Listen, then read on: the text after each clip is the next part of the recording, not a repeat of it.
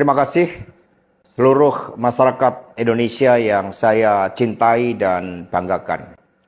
Cerita ini diawali pada tanggal 7 Mei 2024 ketika saya menghadiri pidato pemilu dan jalan kebudayaan yang disampaikan oleh Prof. Sulistyowati di UI.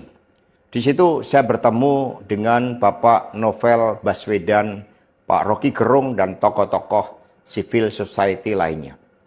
Ketika saya bertemu dengan Mas Novel Baswedan, beliau menanyakan ke saya perlu konfirmasi apakah betul PDI Perjuangan yang memelopori perubahan Undang-Undang KPK yang mengkerdilkan KPK di dalam upaya pemberantasan korupsi.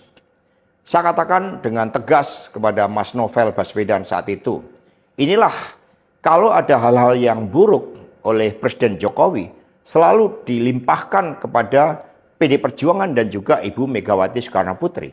Tetapi ketika ada hal-hal yang positif, selalu diambil oleh Presiden Jokowi tanpa menyisakan benefit bagi kepentingan PDI Perjuangan. Mengapa saya katakan seperti itu? Revisi Undang-Undang KPK termasuk kabar buruk yang disampaikan bahwa itu adalah ulah PDI Perjuangan. Sebagai Sekretaris Jenderal DPD Perjuangan, saya sampaikan kepada Mas Novel bahwa saya adalah sekjen yang sangat getol menjabarkan perintah Ibu Megawati Soekarno Putri bagaimana PDI Perjuangan memerangi korupsi.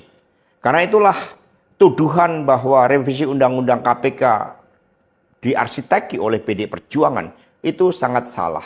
Saya ingat ketika saya bertemu dengan Presiden Jokowi di Istana Merdeka menjelang Mas Gibran dan Mas Bobi mau mencalonkan sebagai wali kota Solo dan wali kota Medan. Saya mengatakan kepada Pak Presiden Jokowi sekaligus untuk menguji keseriusan beliau di dalam mencalonkan anak dan menantunya. Pak Presiden, apakah betul Bapak mau mencalonkan Mas Gibran dan Mas Bobi sebagai wali kota? Loh, kenapa Pak Sekjen? Karena ketika Mas Gibran dan Mas Bobi sebagai wali kota, maka otomatis dia menjadi pejabat negara. Dan ini akan sangat rawan terhadap berbagai bentuk gratifikasi, suap, dan berbagai tindakan korupsi lainnya. Presiden Jokowi sempat termenung saat itu. Dan kemudian dari situlah saya merasakan bahwa pertanyaan saya ini sangat mengusik perhatian dari beliau. Karena saya tegaskan bahwa ketika Mas Gibran dan Mas Bobi menjadi wali kota, maka dengan mudah akan terkena operasi tangkap tangan dari KPK dan juga aparat penegak hukum yang lain. Maksud saya bertanya kepada Presiden Jokowi adalah untuk mengingatkan bahwa beliau sudah presiden. Buat apa kemudian anak-anaknya harus menjadi wali kota dan itu mengandung suatu risiko-risiko politik mengingat presiden juga berhadapan dengan begitu banyak pihak-pihak yang selalu mencoba berhadapan dengan Bapak Presiden. Tetapi beberapa saat kemudian saya menerima salah seorang menteri dan beliau mengatakan kepada saya bahwa sudah mendapatkan arahan dari Presiden Jokowi untuk melakukan revisi Undang-Undang KPK. Saat itu dijelaskan berbagai pasal-pasal penting, misalnya bahwa pimpinan KPK tidak otomatis bertindak sebagai penyidik. Kemudian ada beberapa pasal-pasal yang tidak memungkinkan bagi penyidik independen untuk bergabung ke KPK.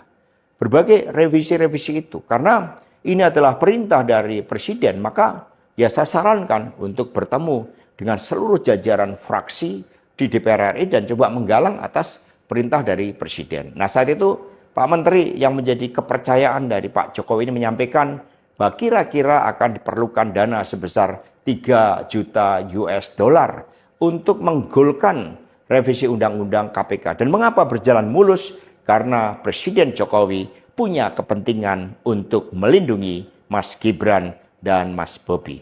Maka sejarah mencatat bahwa revisi Undang-Undang KPK ini dilaksanakan sebelum pelaksanaan pilkada serentak di mana Mas Gibran dan Mas Bobi berproses menjadi wali kota. Maka ketika terpilih menjadi wali kota, amanlah dari berbagai persoalan hukum karena KPK sudah dilemahkan. Jadi dari keterangan saya, yang saya pertanggungjawabkan secara hukum, secara politik, yang saya pertanggungjawabkan di atas Tuhan yang Maha Kuasa tentang kebenaran pernyataan saya ini meskipun tanpa bukti rakyat Indonesia bisa mengetahui bahwa pelemahan KPK dilakukan oleh Presiden Jokowi, kemudian dampaknya dituduhkan kepada PDI Perjuangan. Ini jawaban buat Mas Novel Baswedan. Terima kasih, tegakkan kebenaran, Satyam Eva Jayate, merdeka. Download Tribun X sekarang, menghadirkan lokal menjadi Indonesia.